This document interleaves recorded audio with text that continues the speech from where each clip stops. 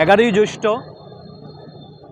ভারতবর্ষের মানবতাবাদী আন্দোলনের মহান সাহিত্যিক কবি বিদ্রোহ কবি কাজী নজরুল ইসলামের 127তম জন্মবার্ষিকী।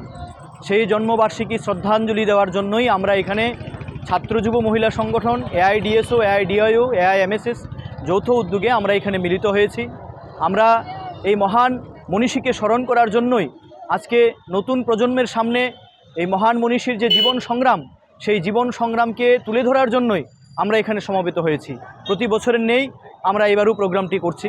আপনারা জানেন এই মহান মনীষী কবি কাজী নজরুল ইসলাম সেই সময়ের যে মানবতাবাদী ধারাকে উনি তুলে ধরেছিলেন ওনার লেখনীর মধ্য দিয়ে।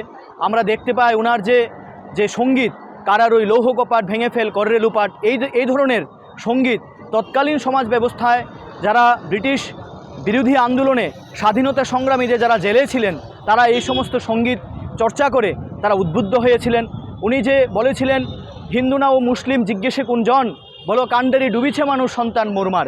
এই লেখনের মধ্যে আমরা দেখতে পাই তৎকালীন সমাজ ব্যবস্থার যে সাম্প্রদায়িক বিভাজন, এই সাম্প্রদায়িক বিভাজনকে দূর করার জন্য উনি জাত পাত ধর্ম বর্ণ নির্বিশেষে সমস্ত মানুষকে ঐক্যবদ্ধ করার জন্য ওনার লেখনীতে উনি প্রতিফলিত করেছেন। ফলে আজকের দিনেও আমরা যদি দেখি, আজকে সমগ্র গোটা দেশে আমরা দেখছি যে ধর্মীয় উন্মাদনা, জাত পাত ধর্ম নির্বিশেষে এখনও চলছে সাধারণ মানুষের উপর নানা ধরনের অত্যাচার। আজ যে মৌলিক সমস্যা মানুষের, যে সমস্ত ধরন থেকে সমস্ত প্রকার শোষণ এখনও মানুষকে আজকে করাঘাত করে রেখেছে। ফলে তার বিরুদ্ধে যদি আজকে আমাদের চলতে হয় তাহলে এই মহান মনীষীকে স্মরণ করতে হবে, মহান মনীষীর জীবন সংগ্রাম থেকে আমাদের শিখতে হবে।